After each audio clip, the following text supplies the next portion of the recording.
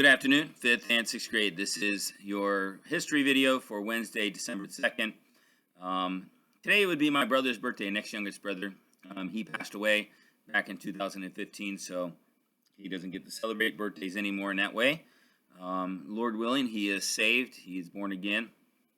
And his name was, I called him Bobby or Bob.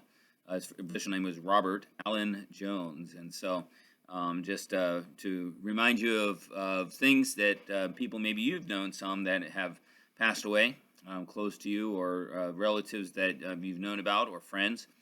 Anyway, so today we're going to be studying work text page 99, which is about the Qin dynasty. The Qin dynasty is spelled Q-I-N, but is pronounced Qin.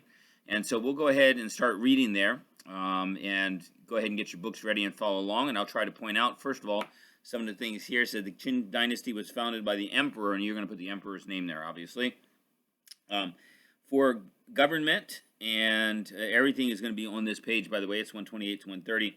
But under government, you're going to say establish what kind of a government, set up a blank, and put a blank in charge of each district. And then on page 128 to 129, and you see on the top row of the fishbone organizer, you can see that it says often cruel and blank methods, more blank China built a blank of roads. And then under the Great Wall, accomplishment of blank blank blank, linking a series of existing blanks, and construction work to keep blank citizens busy.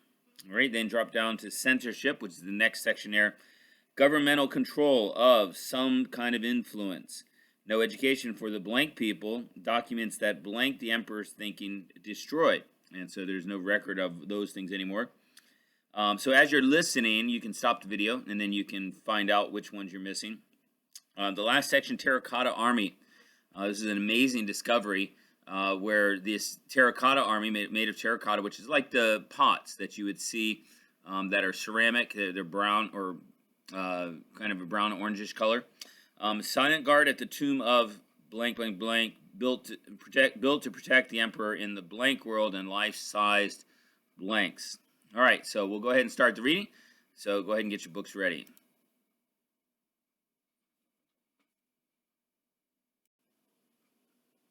So if you didn't get to finish work text page 96, by the way, if you come to me, or if you remind me, I may just give you guys the answers for that. If you've already done it, that's fine, but I wanted to be able to explain some of those things as well. So here we go, page number 200, I'm sorry, 128. And so it says, the Qin. The Zhou rulers established ultimate authority over the people, but they allowed nobles freedom in ruling local territories. As the nobles passed their power to their sons, loyalty to the king became less important. A time came when the king could no longer control the nobles. Fighting broke out between rival territories. Many people refused to defend themselves and their king against invasions. In 771 BC, invaders reached the capital. China endured an extended period of unrest. Instead of having a strong central government, powerful families struggled to govern. When a family became weak, a more powerful family would seize control. China was divided into many feudal states, each with its own ruler.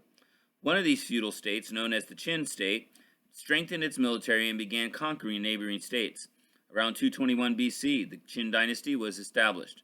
Under the rule of Qin Shi Huang, the Qin dynasty was founded. Qin Shi Huang's name means first emperor. He was a fierce emperor who united China under one government. All right, under government now. Qin Shi Huang established a legalist government and set up a bureaucracy. The emperor divided his empire into 36 districts. He appointed a governor for each district. Already a couple of answers from your worksheet, so if you didn't catch that, you can go ahead and go back. Let's go ahead and look at the Qin Shi Huang cutout there, or punch out there on the right side. It says, what was he, the emperor during the Qin dynasty? Tells you the time. It was basically 11 years. And then where in China, of course. Qin Shi Huang began his reign at the age of 13. He conquered his 6 rival states and united them by making changes in the government. He was the first emperor to unite China under one government. He brought order and protection to China through harsh and ruthless methods. He ordered the Chinese to use a standardized system for measurements and currency, allowing China's economy to progress. He required a standard writing system to aid communication. He is also known for building the Great Wall for protection from invasions. A couple of those things were mentioned as well in the worksheet. Changes in China. The government put in place by Qin Shi Huang gave him great power. His power allowed him to make changes to unify China, but his methods to implement the changes were often cruel and harsh. He took land from the nobles to limit their authority.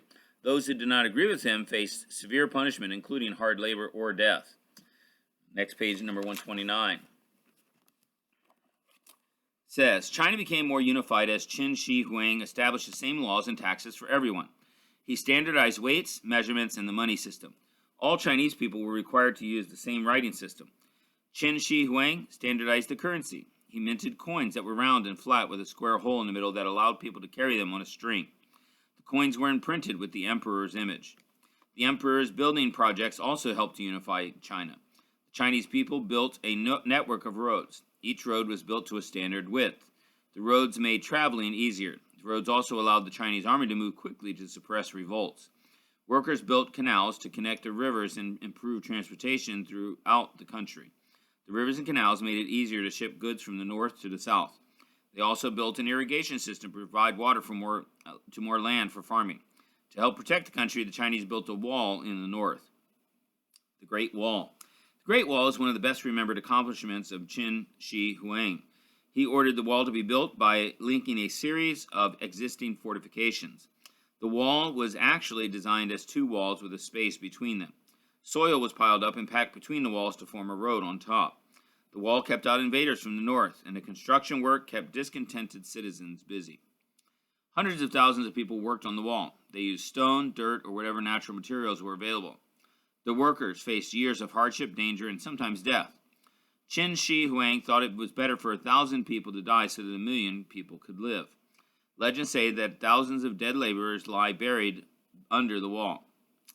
Much of the Great Wall was constructed during the Qin period, but was also worked on during later dynasties. Page number 130. Censorship.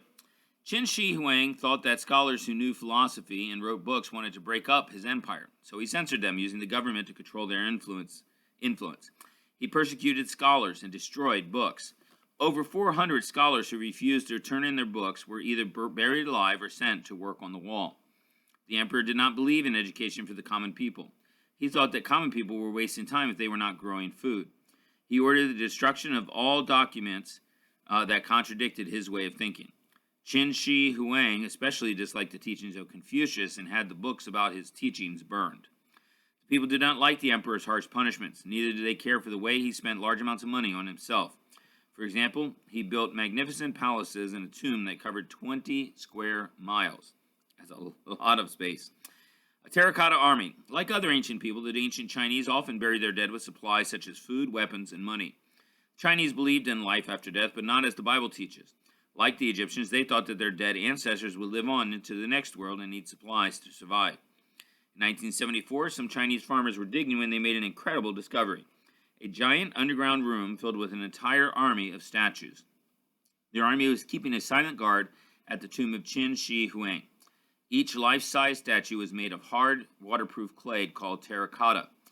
The statues were carved with unique detail. The terracotta army included over 6,000 soldiers. 6,000 soldiers that were actually made by hand.